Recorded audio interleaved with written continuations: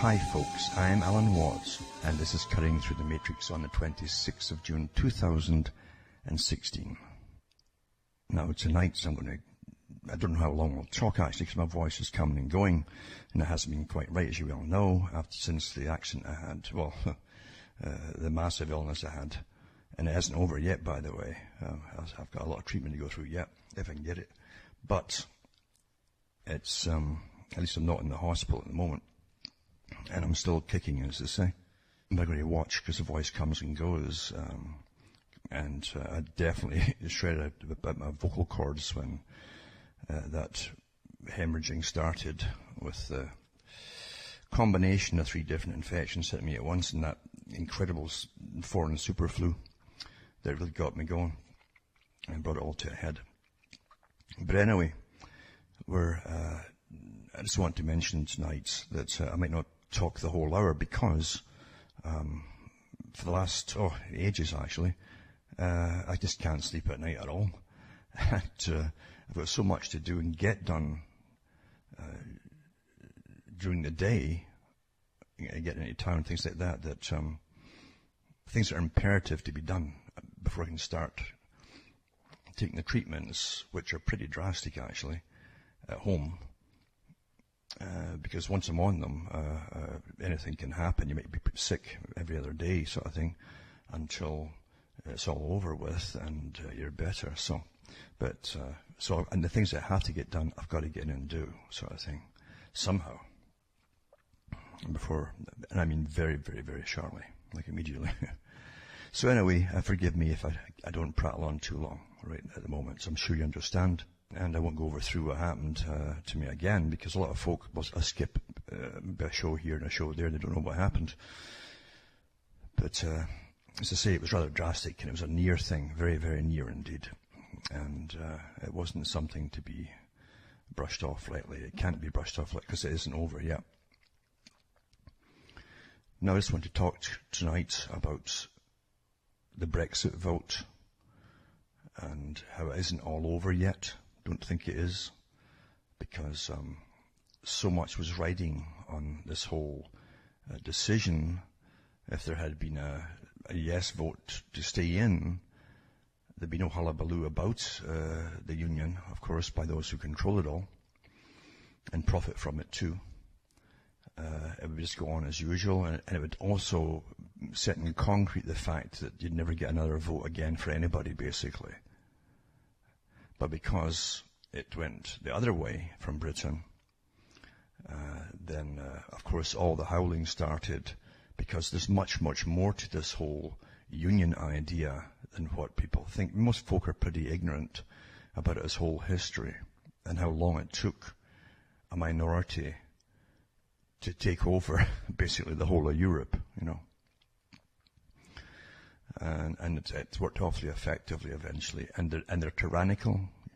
You can see this minority's techniques they've used when they had the Soviet Union being placed and used inside this EU, this super EU. It's like Marxism on steroids.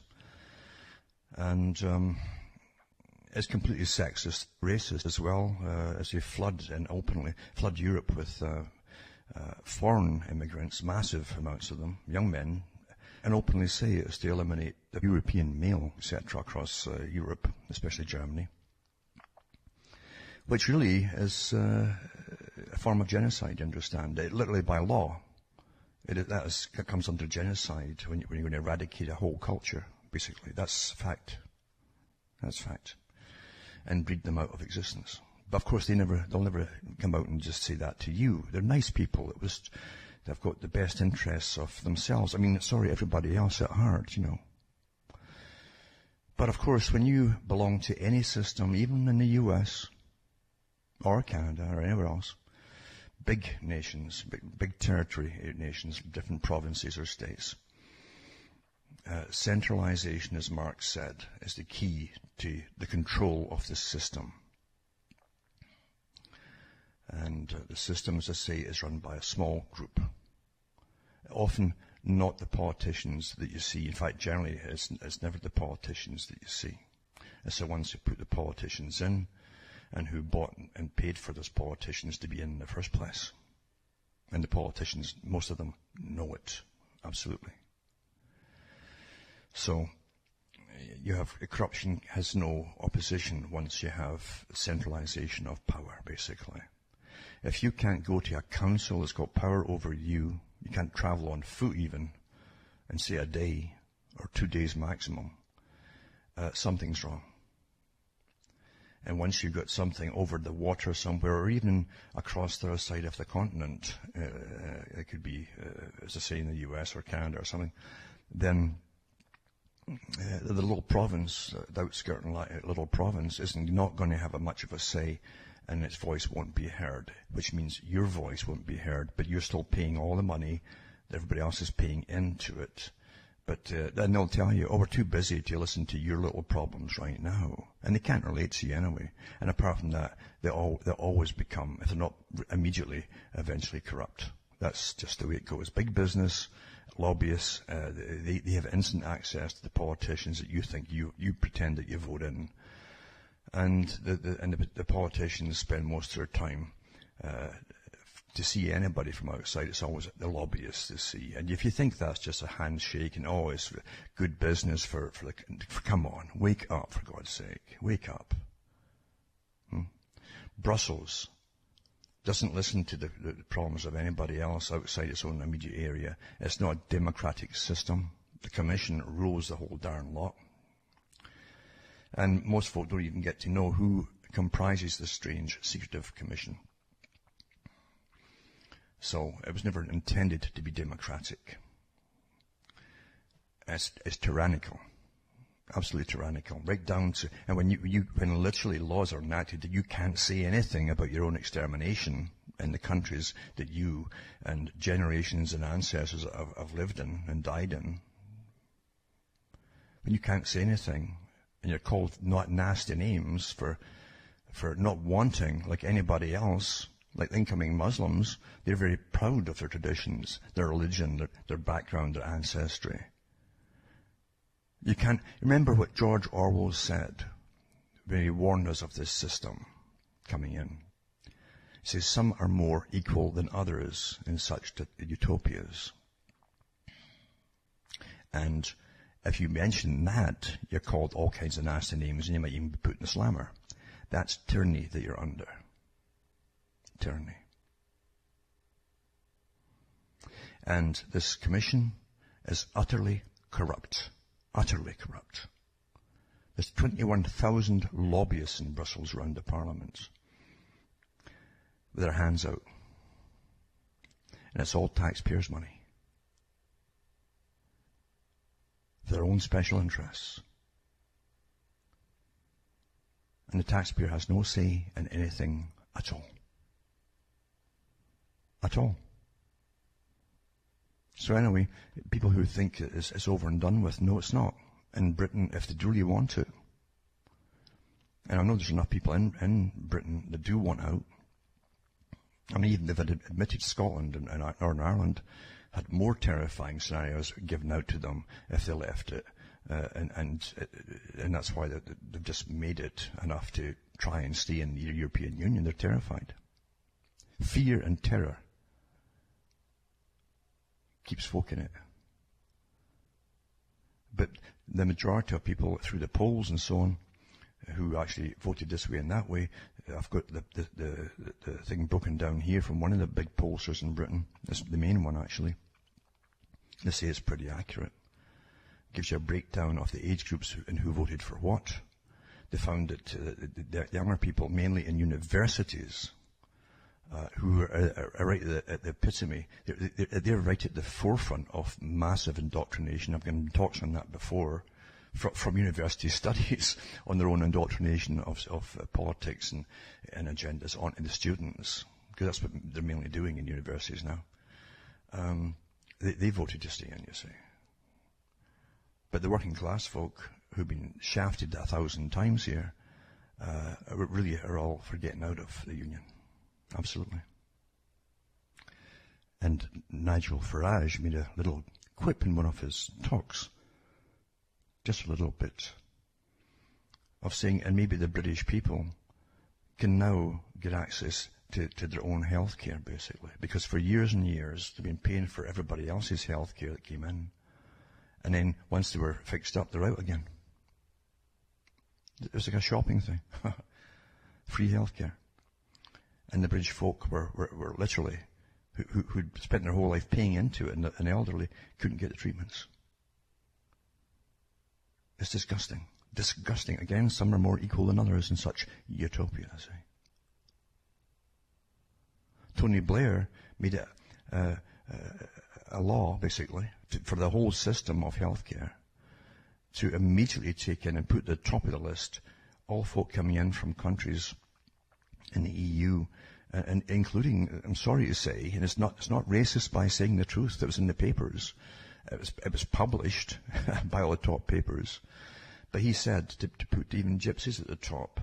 But meanwhile, how many talks have I given over the years where there's folk dying in their homes in Britain because they can't afford the heat in the winter. And many of them they can't get the top priority in the hospitals for any kind of treatment as they get older. It's disgusting. It's absolutely disgusting. And how people can shut up about it and be politically correct beats me. Oh, I'll be good, politically correct, and no one can say anything about me. They won't call me any nasty names. There's nothing, I don't care what kind of nasty name they're going to use on you. The fact is fact. And it's time we started using facts. When you cannot say facts anymore, you better find another planet to live on. Because you're under the worst tyranny you can ever have. Let's be honest about it.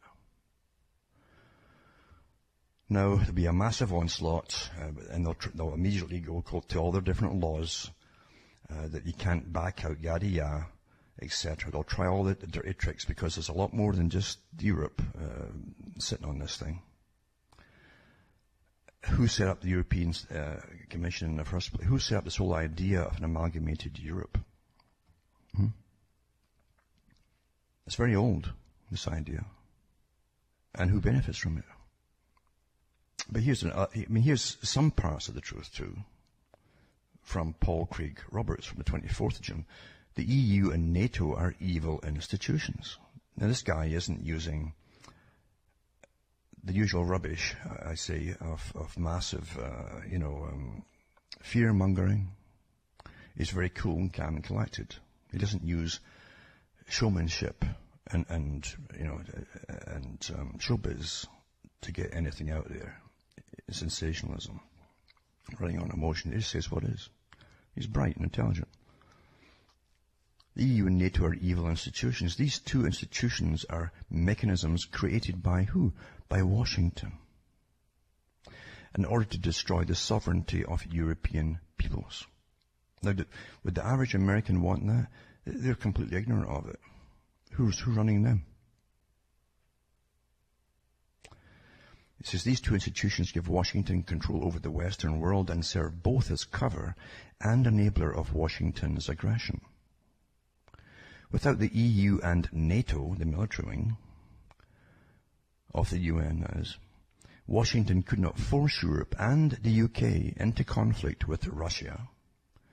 And Washington could not have destroyed 7 Muslim countries in 15 years without being isolated as a hated war criminal government, no member of whom could have traveled abroad without being arrested and put on trial. Clearly the press troop media lied about the polls in order to discourage the Leave vote. But it didn't work. The British people have always been fond of liberty. Well, eventually they were getting there for sure. It says it was the historic achievement of the British that transformed law into a shield of the people from a weapon in the hands of the state, and gave accountable government to the world. The British, or a majority of them, understood that the EU is a dictatorial governing mechanism in which power is in the hands of unaccountable people, and in which law can easily be used as a weapon in the hands of unaccountable government. And that's utter terrifying tyranny. And that's what we've seen, let's be honest about things, for a long time now. When you're told, shut up, shut up, shut up, the mantra, be good, shut up. And it's going to get worse. All this, thought crime, speech crime, everything. Washington, in an effort to, it means intellectual crime, really. Because, it's a crime to your own brain if you can't ask questions out of just genuine curiosity. Because you're after truth of all kinds. Washington, in an effort to save his power over Europe, launched a campaign willingly joined by prostitutes and the brainwashed left wing. I wouldn't say they're so brain. I think a lot of them really are fanatics who are well paid, awfully well paid for their role in it. Anyway, who flocked to the 1% banner that presented the effort to preserve British liberty and sovereignty as racism. First thing out their mouths, the slogans are meant to cow you into, oh my God, they've called me a nasty name.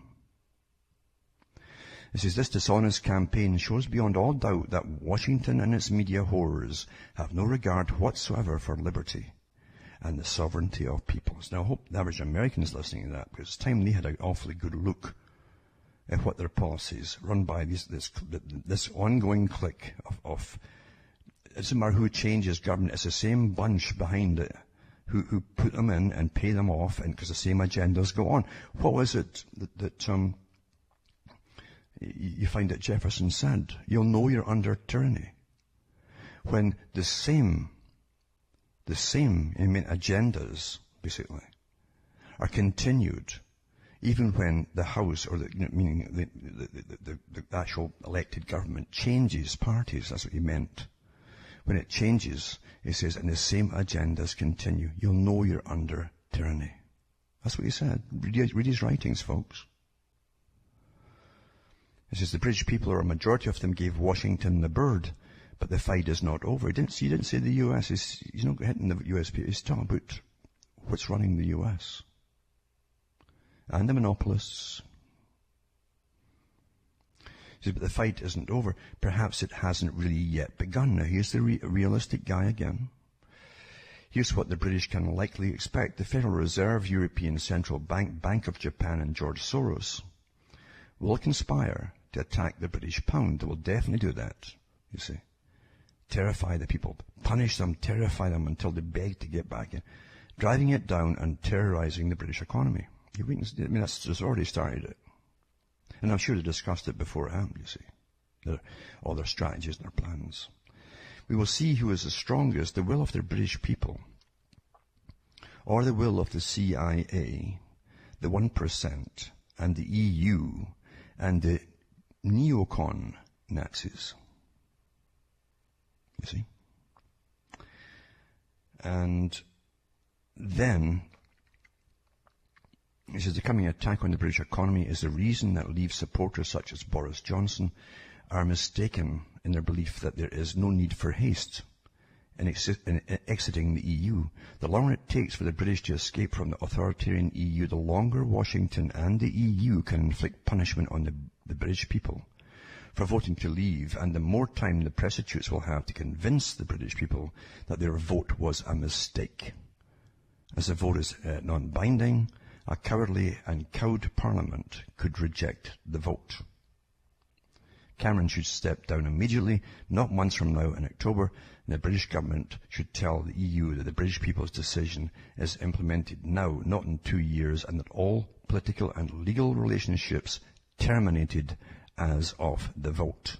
Otherwise, in 2 years, the British will be so beat down by punishments and propaganda that their vote will be overturned. And it goes on and on and on. But this is dead on. It's dead on. And I'm reading this because he summed up exactly what I've been thinking. You see, saves me the time. I don't have the time at the moment. Too many pressing things to think about. Very important things too. Personal things. Even like getting sleep. I can't sleep at night anymore. And this other article by Paul Craig Roberts too. I'll put the links all up tonight too, on more on Brexit and so on by Paul Craig Roberts and what he says about it. He's a member of the British Army, said that 90% of the lads in his unit voted to leave. They voted to exit because they do not believe they should be involved in Washington's wars. He's been careful too, I know he is, by saying Washington's wars. He said that his unit agreed that the wars are dictated by Washington via Brussels and not by the British people. And isn't it the truth? Aren't the wars too dictated by Washington in the US people? Really, it's not dictated by them either. He also said that the soldiers were taking their own pen to the ballot box because they only used pencils at the polls, and they could be rubbed out and changed. And that's true. That came over the air at the time. It says, they're actually giving them pencils to try to rub out. There's that much corruption involved. So he voted to exit, and they were trying to change it after you walked out the booth. Richie Allen, London, a radio presenter in Manchester, England, said that as an Irishman, he remembers how the Irish vote against the EU was overturned when the people rejected the Lisbon Treaty, and that already in England they have begun talking about the possibility that the EU will come back with a better offer. In other words, the exit vote is not being treated as meaningful. And they give you the link there for the guest column. The campaign to undermine the vote, you see, by Richie Allen. This is, and as Stephen Lendman reports, the propaganda is already in high gear, with David Cameron setting the tone by emphasizing how happy the vote has surely made Putin and ISIS. See, this is your psychological warfare right into it, you see. Somehow these two deadly enemies are happy, supposedly, over the same thing. It's a joke. See, the self-hating Russian Garry Kasparov said Brexit was a perfect gift for Vladimir Putin. As Britain's exit leaves the EU, a weakened institution with less power to confront Putin's assaults on Europe's borders. What assaults, Gary? It says here, what assaults? Yeah, I mean, do you see Putin assaulting Europe's borders? Isn't it the US is kind of hemming in Russia? Former US Ambassador to Russia, Michael McFaul, is shocked, it says. The US and the EU lost, Putin wins. See, this is propaganda. It's showing you what they're putting out already, you see. So, of course, the vote had nothing to do with Putin and Russia, but the liars are going to try to make the British feel that they betrayed England and gave Russia power over Europe. Russian spokesman Dmitry Peskov replied to the nonsense. He says, "We're accustomed to the Russian factor, as they call it, as the explanation of all events in the universe." The British people might think that they're going out of the EU, but they're not. He says they have a long, hard fight ahead. Washington and the British political and media establishments that serve Washington are not going to let them leave that easily, you see. There's no doubt about it. I did that easily, because that's what it is. Because, you see, in the Lisbon Treaty, it was meant to really legally tie them in a spider web of laws. Article 50 in the Lisbon Treaty, that's why that was put in there. And again, they'll even change it. It was most of the public don't have copies. They'll change it and say, "Oh, see, it says in here you can't leave at all." And then they'll say, "Oh, you can't leave without the consent of all the different nations that are involved." And rubbish like that. Rubbish. You see. Now, as I said, I'll put 3 articles up by Paul Craig Roberts, just to let you know what's all about. I also put up Article 50 and why it is so deliberately vague. But again, don't believe everything you read either, because there's a lot of folk you'll think may be on one side or another, they could be on another side altogether. Is the right stuff. I mean, everything is so deceptive today. Everything, folks. Everything is full of deception. You have to think for yourself on everything. But I do remember where another communist became the premier of Ontario in Canada years ago. And he himself was Bob Ray, in fact. But he himself said at the end, when they were voted out with this ultra-left-wing system you had in, and a long history to his family too, by the way, you could delve into. It's awfully interesting. And at the end of all, he said, He said, when he was getting kicked out, basically, and it left a massive debt that wasn't here before, naturally, he said that if they try to undo all the laws that he'd put through, he says they spent so much time getting hiring lawyers and so much of, obviously, the taxpayers' money, and try to bind all the changes he'd made in, so that he said it could take 50 years to try and undo. And that's how they make up these laws, you see, same as the EU. The way to get out of the EU is get paper copies of everything, get a good bonfire going, and burn them all. Or tear them up in front of the TV, it's even better. Have 2 weeks solid, 24 hours a day, in tearing up. Law number so on, ripped up. Ripped up. That'd be really good. That'd be good stuff. Then you see it's gone. That's how you get rid of things. Because I'm telling you, this is serious stuff here. I mean, you're looking at the end of targeted nations. And as I say, of people that are put down for genocide. That's what that is, folks. And they've been awfully vocal lately about it, haven't they? Haven't they? From the ultra-left, especially the feminist groups that seem to be running in Germany, they've been awfully vocal about that. And unfortunately, well, to them, it's come back on them. I think that had a lot to do with it too. They were just too cocky about it all. Aye. Anyway, as I say, there'll be a lot. The only way to do it is get out right away. That you can't haggle with this thing and say, okay, we'll take one thing. No, get out now. Tear them up. Get Cameron right out. Get the parties out that under Cameron. Get them out. Because you'll have to go alone for a while. And yeah, they're going to come back against you with everything they can think of to punish you and get you to your knees. This is warfare, folks. Warfare. Starving countries, and hey, come on, have we seen who's been doing that for a long? The UN has. Very selective in who they're feeding. And then when you go into the places they're supposed to be sending the food, it's being diverted elsewhere and sold off a lot of the time. So corrupt. Nothing is ever what it seems to be. Now, the Lord Ashcroft polls, the big polls in Britain, says how the UK voted on Thursday and why. It says vote to leave the European Union on referendum day. This guy surveyed 12,369 people after they had voted to help explain the result, who voted for which outcome and what lay behind their decision. The older the voters, the more likely they were to have voted to leave the EU. See, they haven't had they've lived long enough to see the massive destruction of their nation. The destruction of their tax money, going to places that they'd never have. They don't get consent to you better pay your tax money, and you get no say in where any of it is spent. Or what is spent on. In fact, you don't even get anything to see where any of it went, actually. Anyway, nearly 3/4 of 70% of the 18 to 24-year-olds voted to remain, falling to under 2/3, 62% amongst 35 to 44s. A majority of those aged over 45 voted to leave, rising to 60% of those aged 65 or over. Most people with children aged 10 or under voted to remain. Fear.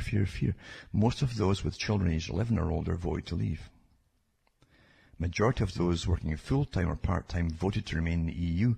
Most of those not working voted to leave. See? More than half of those retired on a private pension voted to leave, as did 2/3 of those retired on a state pension. Amongst private renters and people with mortgages, a small majority, 55% and 54%, voted to remain. Those who owned their homes outright voted to leave by 55% to 45%. And 2/3 of council and housing association tenants, renters, voted to leave. Because the folk in the country are not getting priority for their own houses to rent them. They can't get them. A majority of 57% of those with a university degree voted to remain. Again, all the propaganda Because most of the university now is nothing but massive indoctrination into propaganda and political correctness, and where you're supposed to think and what you're supposed to believe, and it works awfully well. I've given the talks put out by psychologists behind it who admit that it works awfully well on them. Yeah. And it's easier to brainwash folk into changes with rapidity with folk who are in that particular higher class of what they think is the better educated. It's easier. They don't think so much for themselves. Anyway, it says 64% of those with a higher degree, and more than 4 in 5, 81% of those still in full-time education. That's the ones who thought they should remain. They're getting nothing but massive propaganda through the government institutions.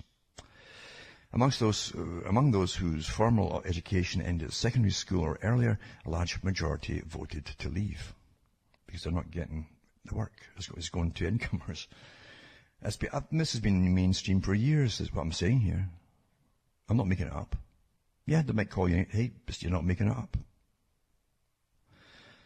White voters voted to leave the EU by 53% to 47%. Two-thirds, 67% of those describing themselves as Asian voted to remain. As did three-quarters, 73% of black voters. Nearly 6 in 10, that's 58% of those describing themselves as Christian, voted to leave. 7 in 10 Muslims voted to remain. See, the EU doesn't want anybody left that could be called a traditional native British person, you see. They don't want that. They've been very vocal about it, and not just Britain. The AB social group, broadly speaking, professionals and managers, were the only social group amongst whom a majority voted to remain. 57%.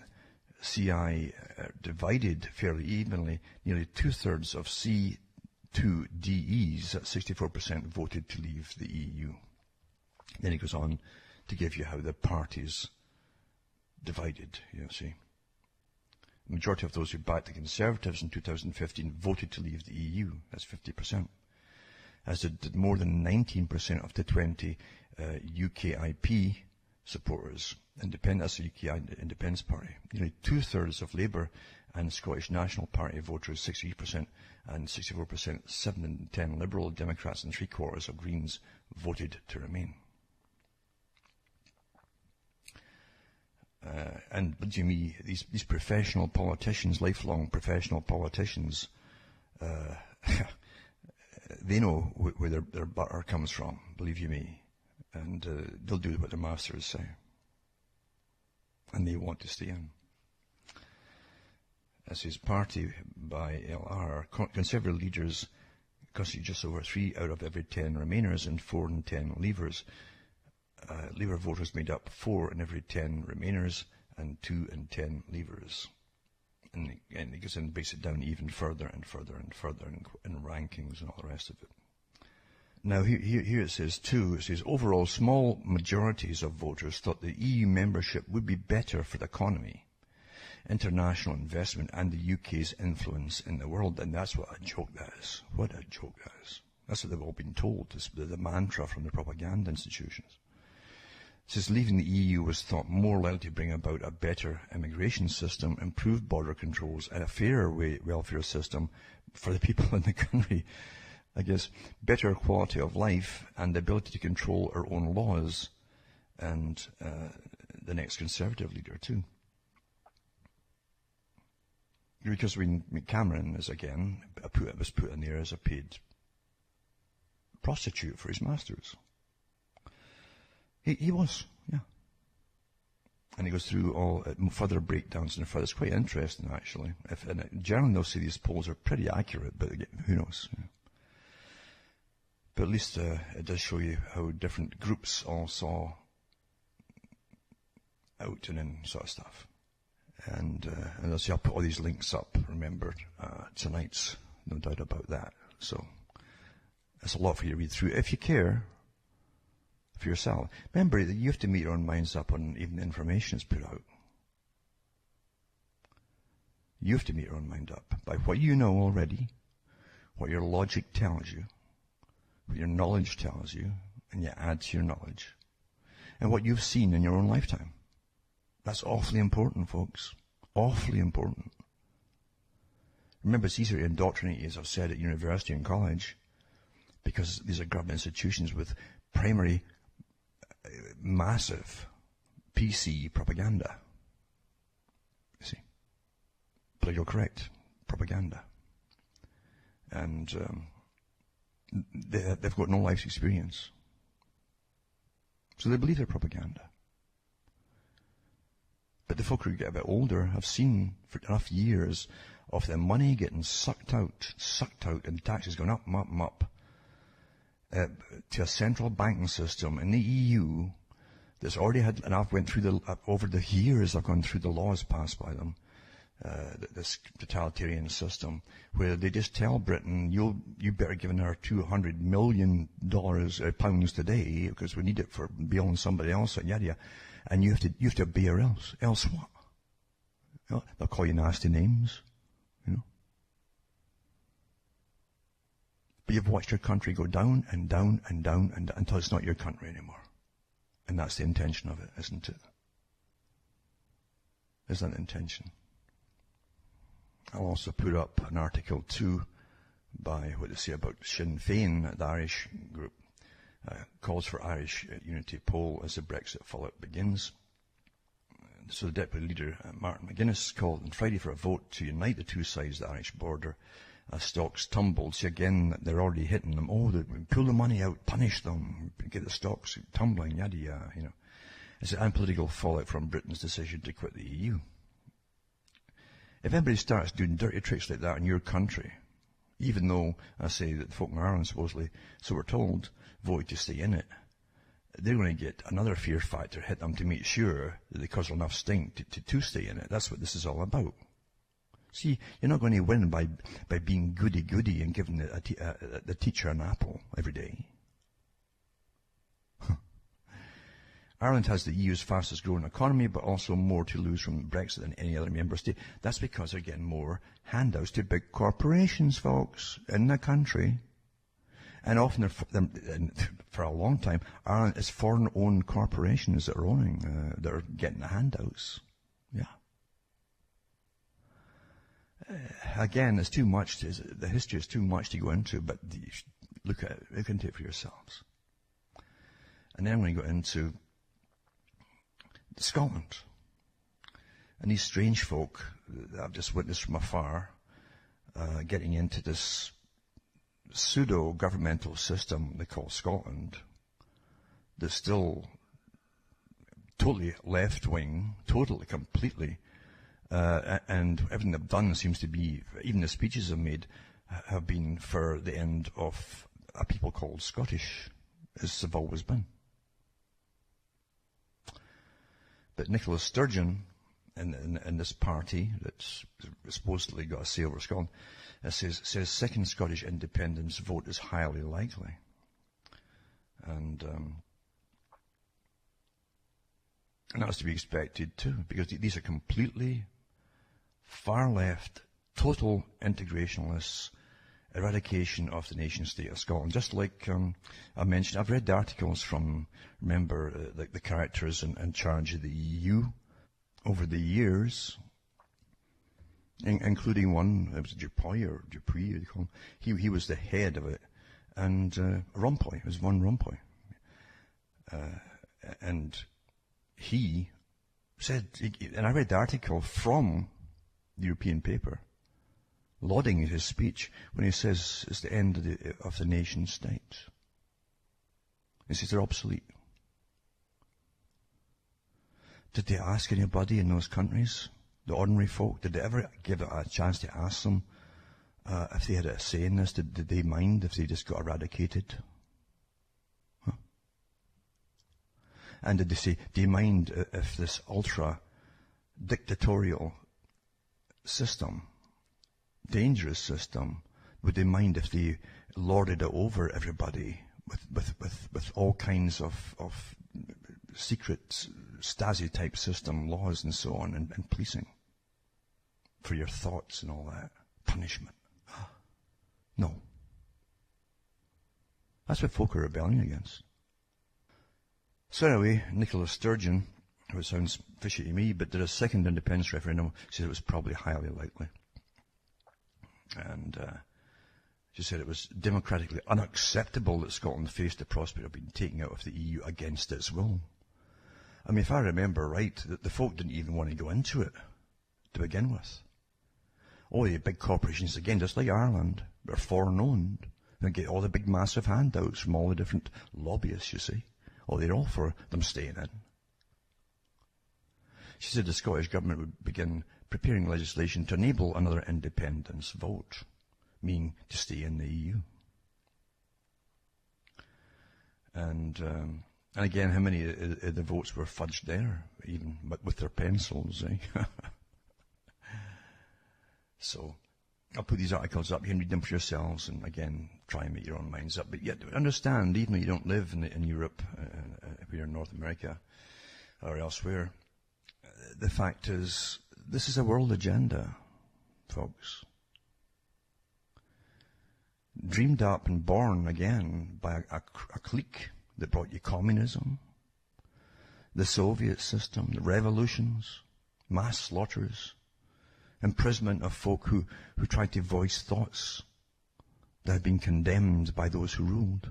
The thoughts, that is. Then you were condemned, eliminated for having I asked a question. What are you in for? Oh, I asked a question too. You're not allowed to ask any questions. You see. I don't care if you want freedom of any kind, you should be allowed to ask any question you want to. And even lunatics have the right to ask questions without being punished.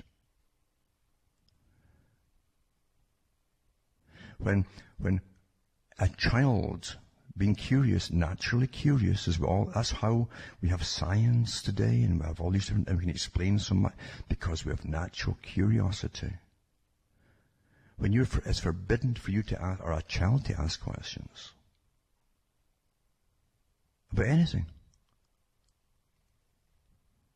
you're under an incredible tyranny. Dangerous tyranny.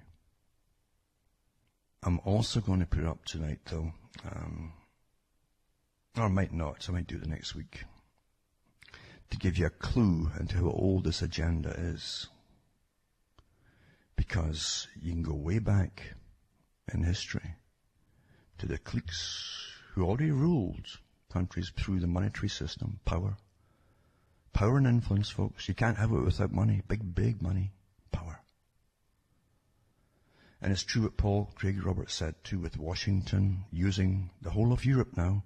Isn't it great? See, once you, as Mark said, once you centralize a system of different countries or states or whatever, and it's all one power base in the center, then it's far easier to get them all to obey when you pass an order or a law, and they'll all obey at the same time, than trying to go to different areas or different nations and debate with them to come to the same point of view as you want them to go along with. It's far easier when that's impossible, when there's a centralized power. It's for power's sake, folks.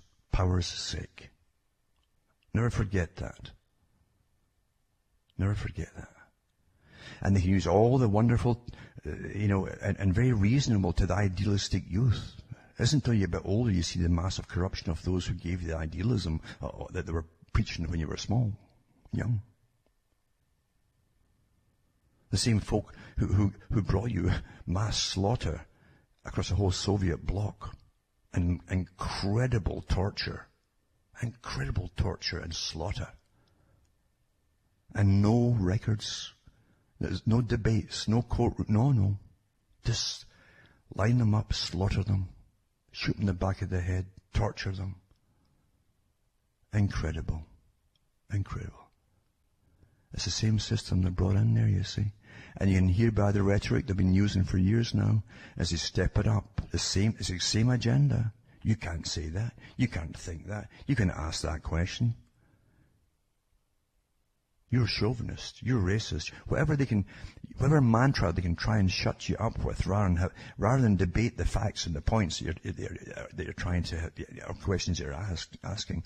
That, that's what Lenin says. We shall win by slogans. You just shut them up by giving them a nasty name, and you've trained the whole population to freak out when they hear that nasty name. You see, leper. Oh, leper.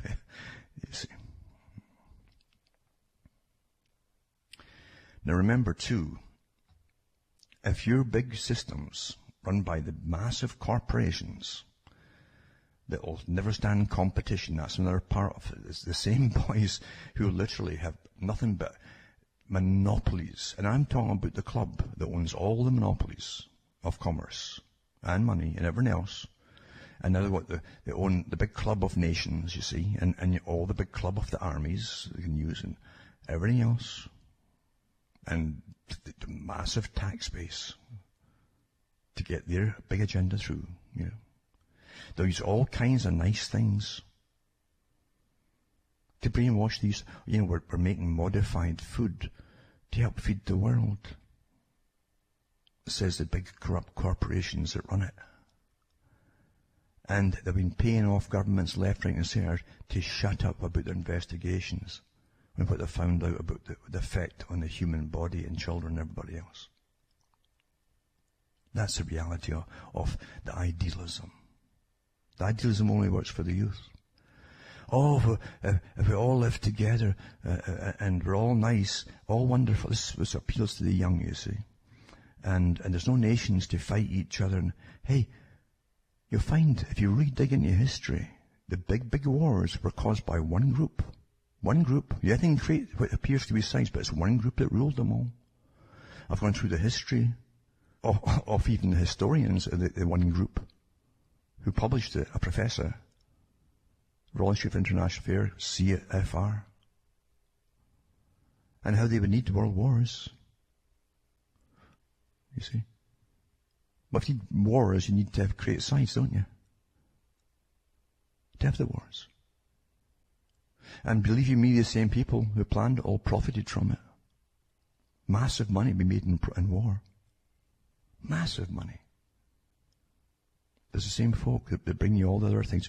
We're giving you poison food to help you. Well, for folk, who are still in Britain, they better get onto this right away too. Fukushima rice is to go on sale in UK for the first time since 2011 nuclear crisis. Huh?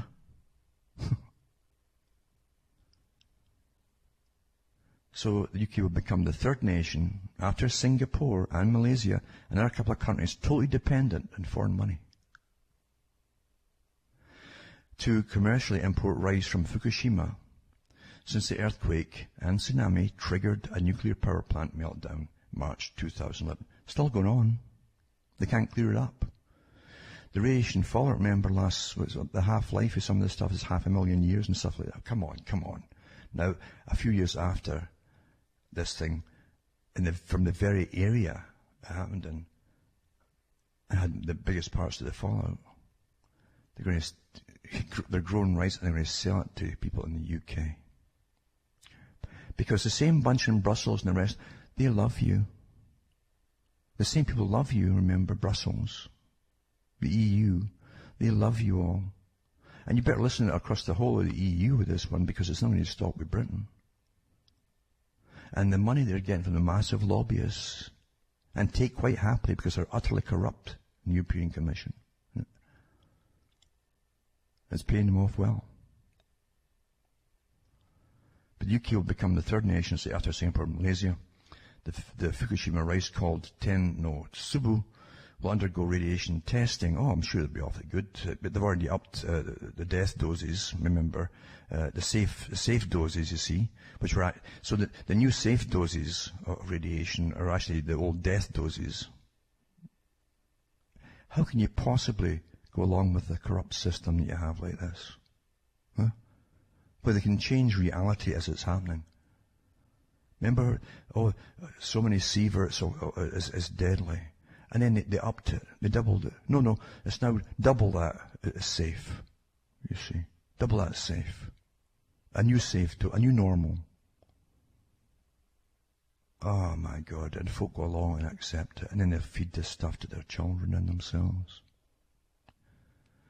The first import will consist of 1.9 tons of rice sent to London by the National Federation of Agricultural Cooperative Associations. A farmers group, a big one mind you, which will also be a big lobbyist at the EU in Brussels. And I wonder how many pockets were filled by politicians to get that one all through. Right? Because that's how it really works, folks. And it'll be distributed through the TK Trading, the UK-based import company, to retail shops and wholesalers across London, as well as eateries, including Tokimeats, or Mites, a high-end Japanese restaurant in Bond Street, etc. That's how the world really turns, folks. And that's what's running. That's what's turning the world. The utter corruption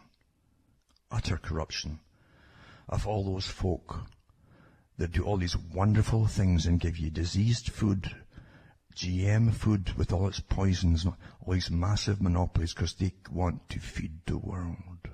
Honestly, that's why they do it. It's like Big Pharma that has medications that can save your life, and believe you me, they'll take every penny you've got per pill to do so. You need it, we got it, ha. And they work tirelessly to create these because they love you. They want to help you. Do you understand? Everything and all marketing is lies and propaganda, dealing with the simplest of emotions, and it works incredibly well. Now I have to just get on with things. As I say, I've got to try and get into town as fast as I can this week and get immediate things done. I've literally for 2 or 3 weeks I've been unable to get into town and get things done because I just cannot sleep at night now. It's terrible. Anyway, I hope you've listened to what I've said, and I really would like a world where the average person can be deprogrammed to stand on their own feet and think for themselves. Do you understand? People talk about, and all your mushy Hollywood rubbish is nothing but the biggest predictive programming system the world's ever seen. It truly is. That's where all your thoughts and your emotions and how you should be and what you should say and what you should think all come from. Massive money, working with the Pentagon, too, to bring you all the wars you've had and future wars to come, to get you all ready for it, you see. With wonderful emotion involved and little humans' interest stories in the movie so you'll relate to it. Perfect sciences.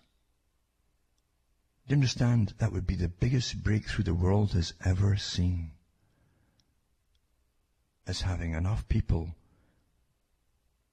who can sift through things and think for themselves without terror coercing them in to go the way that the bosses want. Wouldn't that be a miracle? From Hamish myself from Ontario, Canada, it's good night. May your gods go with you.